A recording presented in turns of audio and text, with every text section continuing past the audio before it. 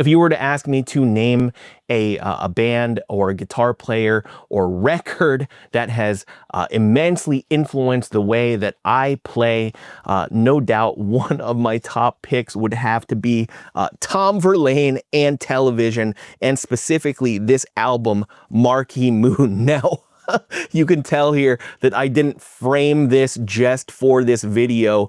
This has collected dust as it's been sitting on my wall, probably undusted for at least a decade or more. And just the playing style that both Tom and Richard Lloyd played on this album, as well as Adventure, no doubt has influenced me and so many of our offset guitar wielding heroes throughout history. So today I am still kind of besides myself that I even have this, but I am presenting to you probably the most important guitar that I have ever worked on, and that is Tom Verlaine's 1965 Jazzmaster. Wow, this thing is just a beauty, and it came to me not too long ago from one of Tom's best friends and fellow Television bandmate, Jimmy Rip, and I was tasked with bringing this thing back to life and getting it gig ready. And today we are going to be doing things a bit differently than usual because I got really, really lucky, and Jimmy has agreed to sit down with us and talk about this guitar and a whole lot more. So without further ado, let's go ahead and get into it. I just want to say, honor to meet you, Jimmy. So tell me a brief history regarding anything you might know about this one of Tom's many Jazzmasters. Well, and it really is, it became a whole different guitar since you've done your thing. Yeah. This guitar has been through a lot of hands, a lot of... it still is a Jazzmaster, no matter what. It's been through a lot of luthier hands. I know Tom had it for a very long time, and it wound up under Fred Smith's sofa for probably 10 years, maybe more. Wow. And in the last year or two of Tom's life, he kind of, and I think Fred was also cleaning his house. And the guitar went back to Tom after, again, he forgot that he had a lot of stuff. Yeah. Because he had a lot of stuff. So a lot of it he vaguely remembered he had, or was surprised when he got it back, or... But when he finally got this one back, it was covered in we don't know what, mold or dust, or I mean, we don't know what. And so first it went to the great Matt Brewster over at Third Street Guitars, and he cleaned all the stuff off it. And whatever that was. Whatever it was. Tom was constantly, for the time he used Jazzmasters, which was quite a while. And, you know, he's so associated with Jazzmasters that people kind of forget that he didn't play one at all after 95, I think, or 96. He switched to this kind of Strat-looking guitar with the lipstick tube pickups in it that Roger Sadowski had built for him. It was a Sadowski cut-down Stratocaster body, and the pickups were vintage and electro, and it was just a parts guitar. And it had a bound Jazzmaster neck on it. I didn't like that guitar. He played the hell out of it. I don't know how he did. Well, I don't know how he did half the things he did. Tom did things on a Jazzmaster that, like the things that you saw Jeff Beck do on a Strat. Yeah. And as unique and original as he was on a Stratocaster, to me, Tom was every bit of that on a Jazzmaster. There was no part of the guitar that he didn't play. And I think anybody, whether it's my dear friend Nels Klein or Lee Ronaldo or Thurston Moore or anybody that is kind of known for playing Jazzmasters, they will all bow down to Tom and pay a debt to him and you know, and recognize it. Nobody even argues that. There's nobody going, oh no, no. Verlaine was incredible.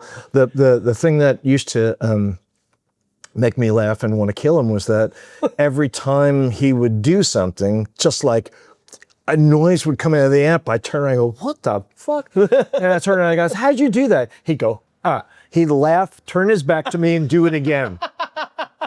And never show me. And never show me. So, I mean, he was doing stuff down here, but I digress. Yeah. He was also constantly battling what he perceived were the shortcomings of Jazzmasters, which I think probably some of the wiring things that you found when you opened this one up was him experimenting or having some luthier. You know, what if I turn the pickup upside down? What if I disconnected all? What if I put copper shielding on it and then didn't ground the copper shielding? You know, I mean, these are all, you know.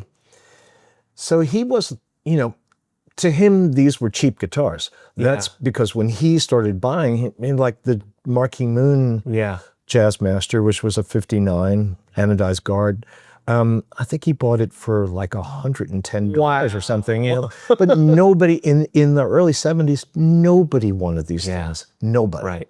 Nobody. You could walk into any old shop and, you know, by far the cheapest Fender would be one of these. Right. So is it because by that point, like after, I guess, like the surf crate? Oh, okay. But they were never a popular guitar. Leo wanted to make this luxurious thing, and he actually envisioned jazz players using it. And really, Joe Pass was the only guy to actually give it a shot. Right.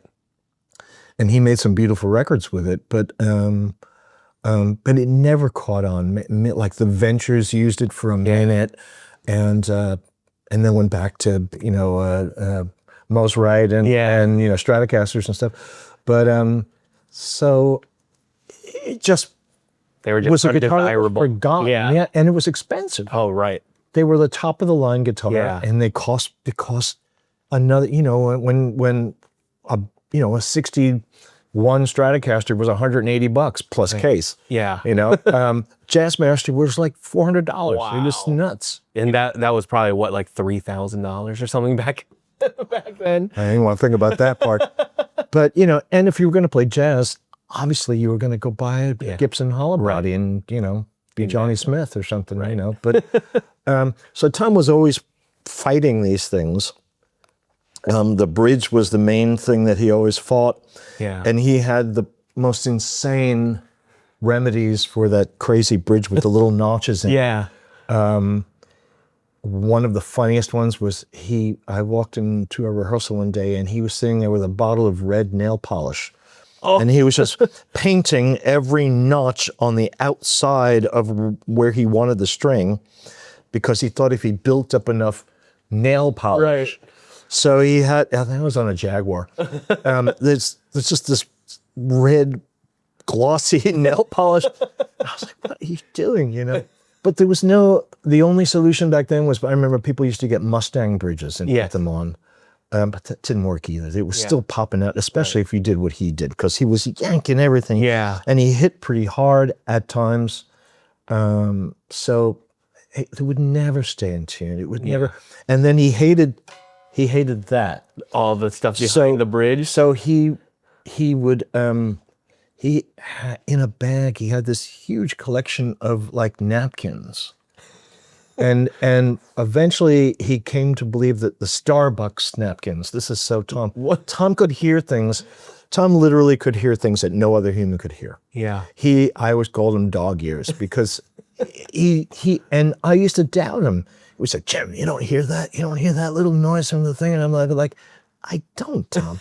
and then like 10 minutes into it, I go, wait a minute. I do hear that. And I just was missing it. And he was like, It's like, oh, it would drive him crazy. Yeah. So to him, the Starbucks napkins were, he would weave them, every one of his guitars. Wow. I have the one that was in this guitar when he gave it to me. Oh, wow.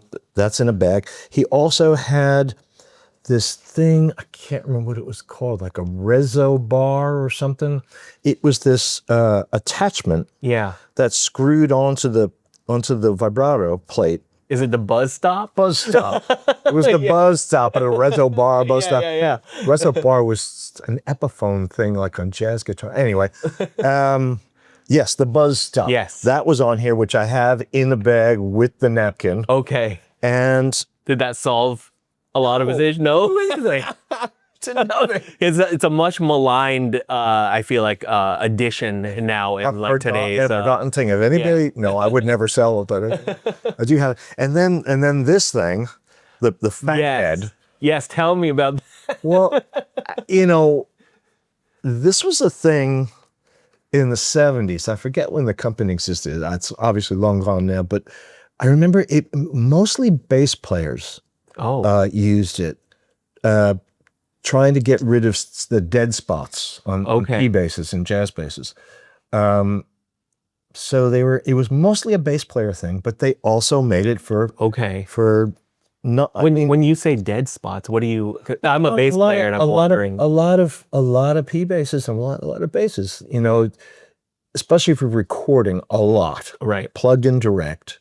You know, you'll be playing in the studio and all of a sudden, you know, you hear the bass, and then all of a sudden it'd be like, whoa, what happened to the bass? And then it comes back again. And it has so much to do with, you know, there are certain spots and certain strings where for some reason it doesn't ring out as well, or it's not even. Right. And you might love the bass in the neck and you don't want to get rid of it. So they sold this concept of having more weight up there to somehow get everything vibrating. But I don't think it really works, but I could.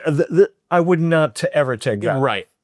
Verlaine put that on there. I'm leaving it on there, and I'll probably put a napkin back in there. And I have to be for Starbucks because that was Tim's favorite. Was Starbucks napkin. It was the brown, you know. Yep. And then I think when I got it, you can still see the kind of gummy. There was just like a piece of paper tape. Okay. Because he hated that. He hated that too. He could hear it. Wow. Could hear it, and it bugged the hell out of him. That is dog ears indeed. so Matt Brewster kind of cleaned it up and made it work. He sprayed out everything, and then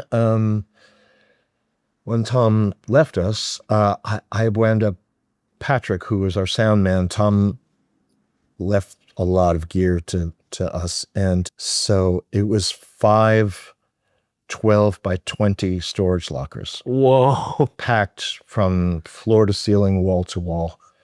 And, I put my life on hold for 9 months. Yeah.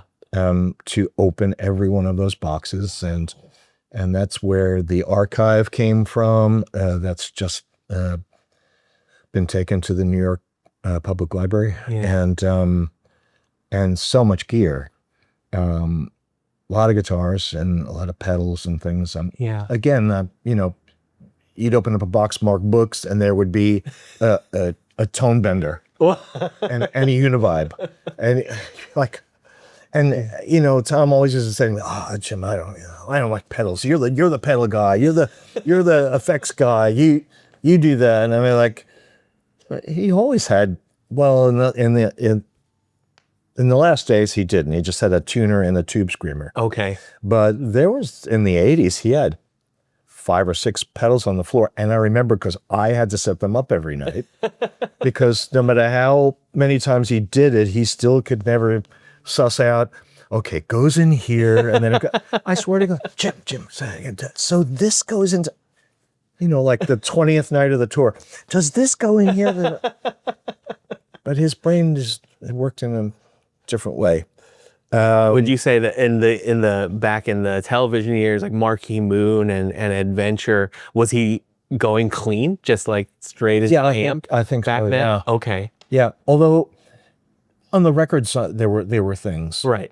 But on stage, I don't think he had anything on stage. Yeah. I mean, we found a couple of the big old Conn strobe tuners. Tom was kind of famous for endlessly tuning on stage, like, and loud. And I was like, even in the modern times when we all had these first little tuners came out, he refused to put it in line or with a button to mute it. He was like, bang, bang, bang, like. He had to hear it. Well, to the point one night we were playing just the two of us. We did a lot of duo shows together, and we were playing at the Bowery Ballroom and sitting right at the edge of the stage with 1,000 guitar players like staring at our hands, and he's tuning and I was kind of making jokes with the crowd, and I finally said, okay, I'm taking a poll, do you want to hear the tuning or would you like it better? And I'm talking about, well, you want it better if it was quiet, to see, because I tune quiet and I hit a button and Tom, and to the last person, like, no, we love the tuning. And I said, okay. I never said another word about it. I'm like, I give up. People love the tuning. Anyway, so after Matt put this all together, and I decided that this was the one that I really wanted to keep, and I really wanted to play this one. Yeah. So it went over to Tom Crandall. Okay. And Tom did the frets on it, did a beautiful, beautiful job. Yeah. Perfect fret job. Played great. They did sprout a little bit, but that's what frets we've done with it. Yeah, in true. Weather changes. Very, very true. And you clean that up. Yeah. Nicely. And then I went to you. Yeah. Because we're trying to do a project with J.D. Doherty, who's Patti Smith's drummer and was also Tom's solo drummer in all our solo tours with him, and along with Fred Smith. And the three of us are trying to put a project together to play Tom's songs, and especially leaning heavily on the solo songs, because after I joined television, we never played any solo songs again. Oh. All the shows with television were only television songs. Yeah. And people haven't gotten to hear all those great, King Kingdom Come and Breaking in My Heart and, all these great solo songs. And those records are amazing. Yeah. And since Tom is gone, they've reissued, I think, the first 4 solo records, and they're just great. And if anybody doesn't really know them and just loves television, you should really listen to those records, because the songwriting and his guitar playing is fabulous. So we kind of wanted to keep those songs alive. Yeah. And I wanted to do it on one of his guitars. So that's where you came in and in trying to make it, like really stage worthy. Right. And of course the first things we did, thank you, Woody, thank you, Woody, is to put a mastery vibrato arm, because the arm that was on there was a little tired. Yeah. It had electrical tape on the collet. It was a mess.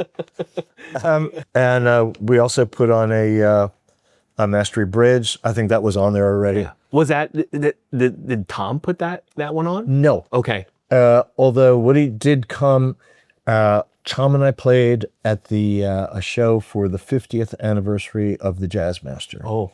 And it was Tom and I, and also Nels, and Lee Ronaldo, and Thurston, and Jay Mascis.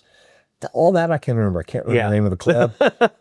But in honor of that, they gave us the first reissue of the original 59. Oh, yeah. And beautiful guitar. But Woody turned up at this event. Mm-hmm. Woody showed up with like a box of bridges and put them on everybody's guitar. At the show? At the show.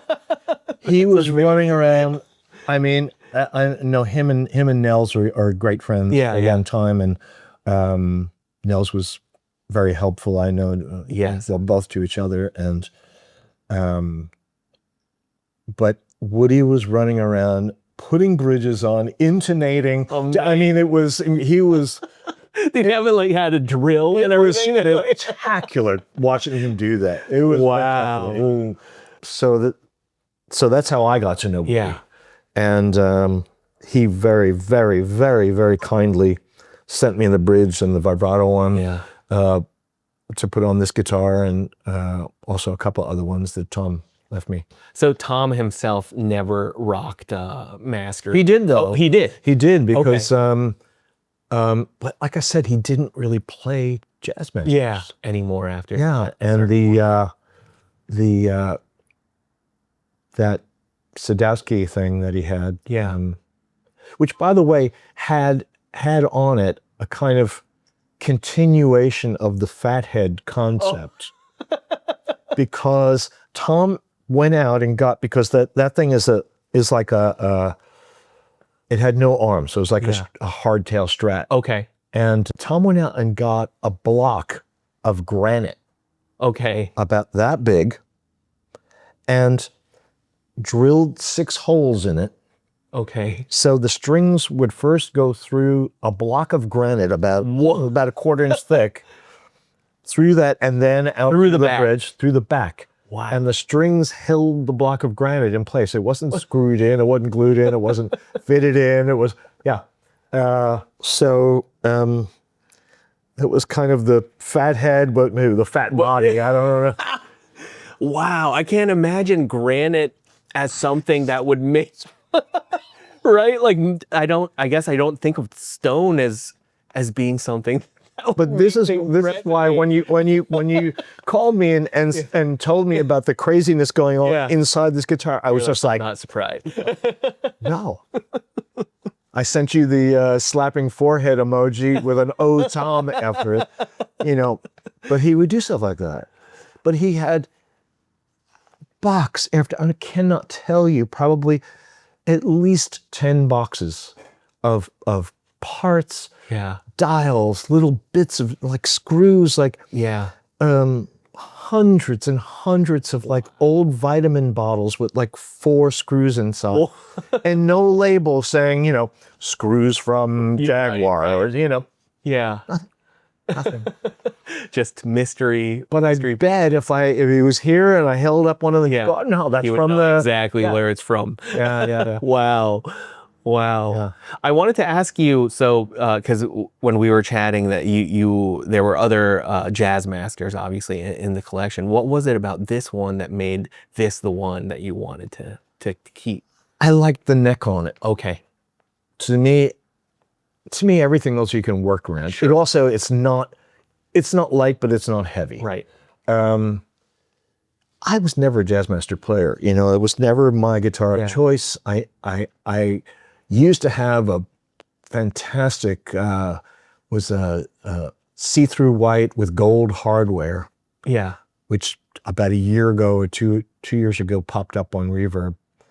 For some. One of the Japanese ones? No. This was a real 61. Oh, wow. Yeah, with gold hardware, and wow. And I played that on. I played it a bit on this Mick Jagger record I did, Wandering Spirit, and I played it on a few records. But there's such special sounds, and unless you make that guitar part of your thing, just as a studio guy, which is kind of what I've always done. To me, not to put down anybody who has made it their own. Yeah.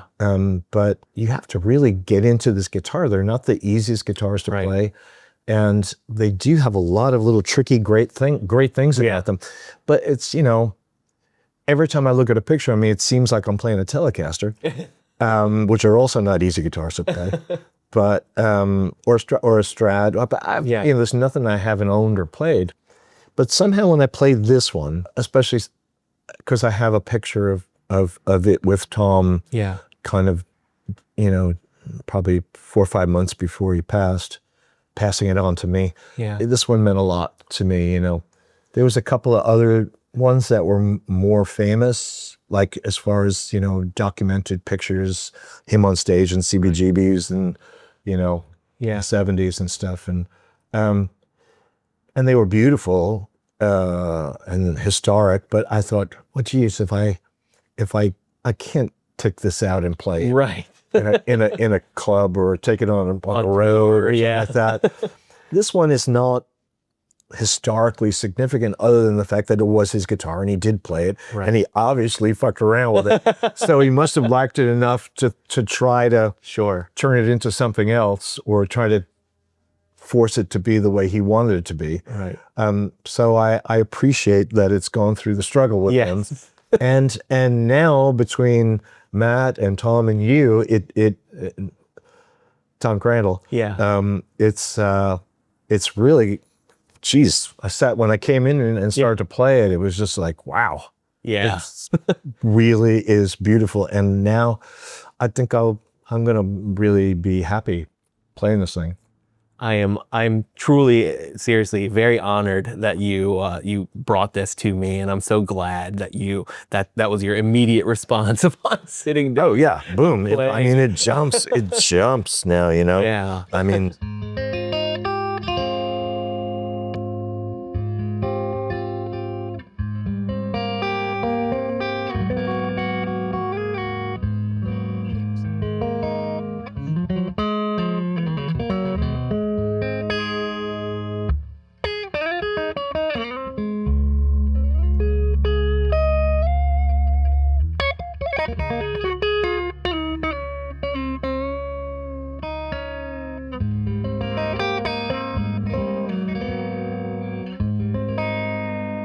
And a working arm. Yes. It's amazing. Thank you, Woody.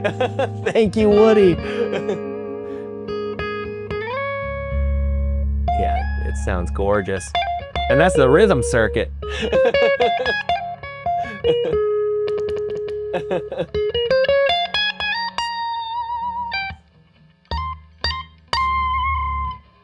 Beautiful. When you play, when you were playing on Tom's solo, or also the reunited television, would you always play with your fingers? No. Oh, okay.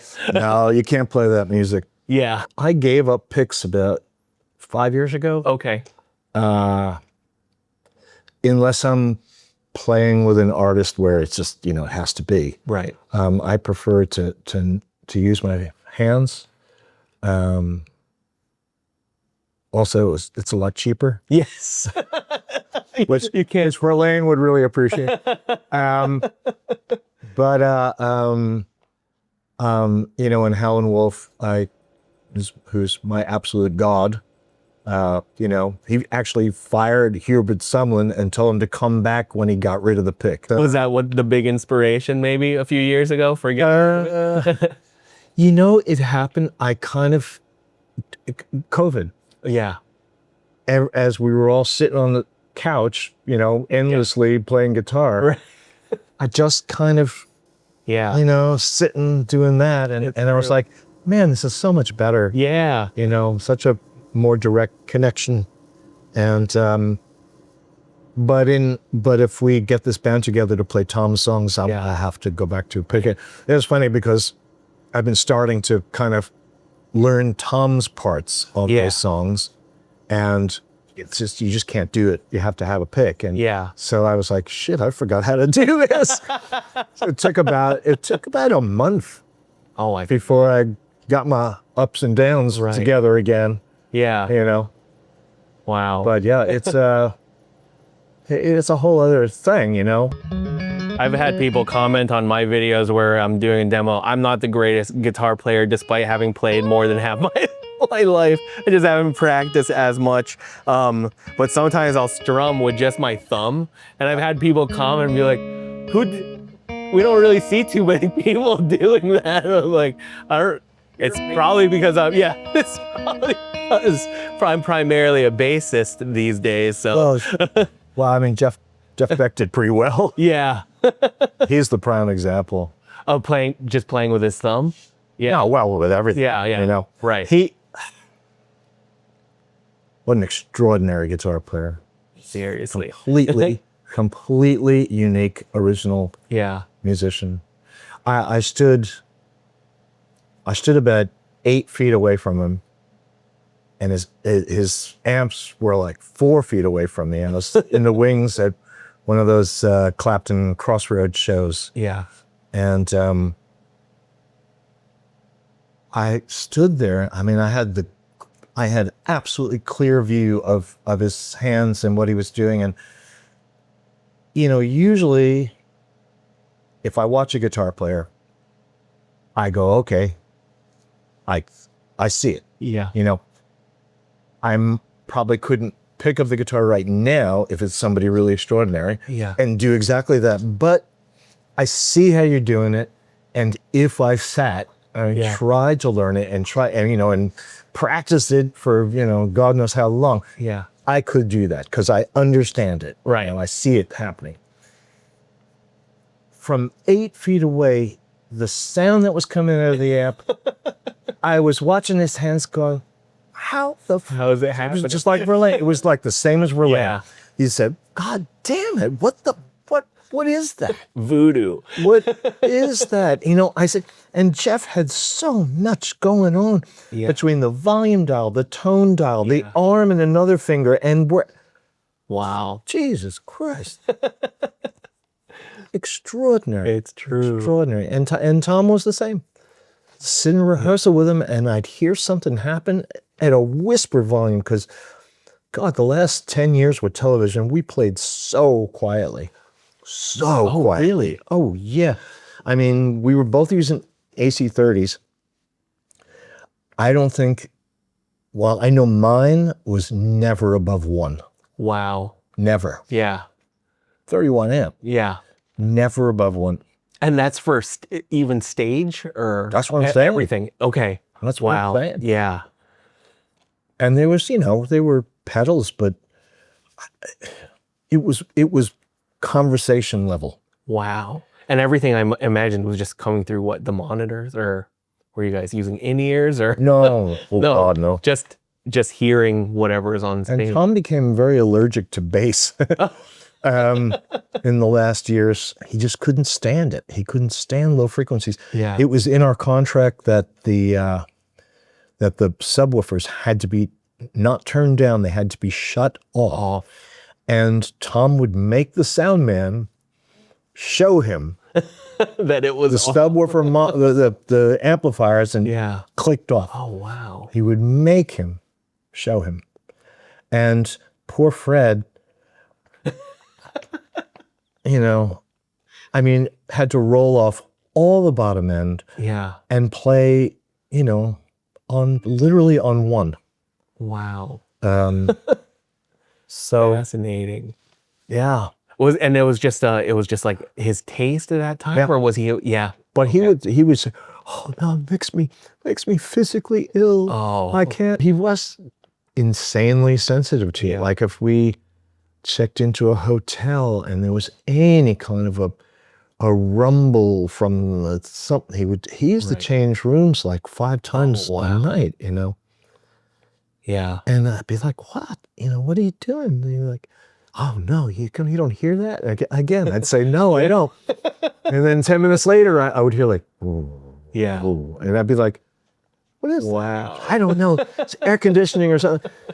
Okay. I'll help you move. Fascinating.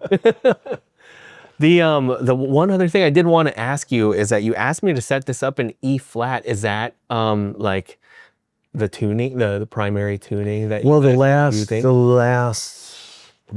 can't remember when that started. I think in the mid '90s. Okay. As we all get older, sometimes Tom was a very special singer. Yes. And certainly like the Marquee Moon songs, he's up there. Yeah. If you ever try to sing those for real, those things are up there. So we dropped it to E flat. Okay. Yeah. So it was for the vocals. Absolutely. Right. Yeah. Totally. I remember that was a trick even my old band back in the day. I was like, I'm not quite hitting E flat. I think I'd heard something like Lou Reed was doing that. So plus a lot of Hendrix. Yeah. But Hendrix thought, as a lot of people do, that Fender guitars sound better tuned down a half step. And I agree. Yeah. I know. I think I might need to start tuning down at least one of them. Yeah, and then when you do a drop D, you get that great, you know. Right. Right.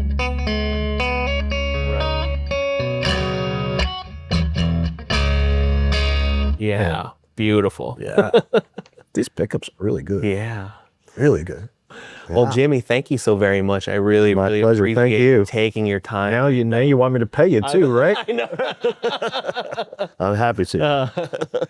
I am honored. Seriously. Thank you so much. Anyway, that's going to do it for this video. I hope you found it enjoyable, especially for all of you Tom Verlaine and television fans out there. I, again, am just so thankful and honored and humbled by the fact that Jimmy, out of all of the very, very talented techs out there, had decided to bring this to me.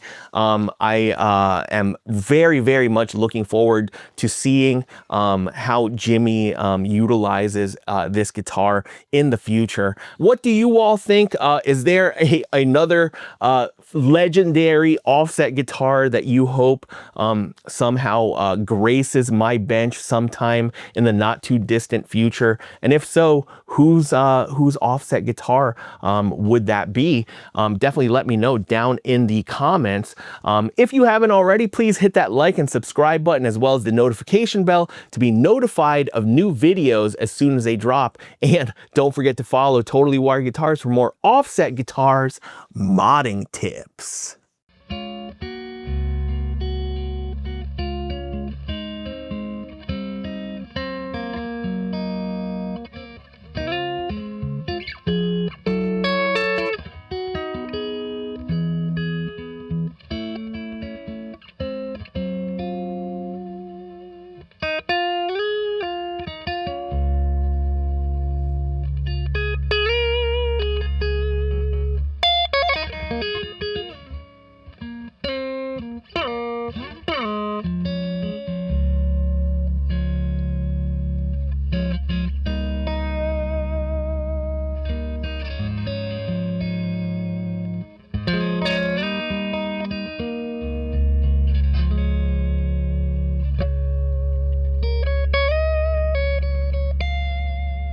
Great butter, man.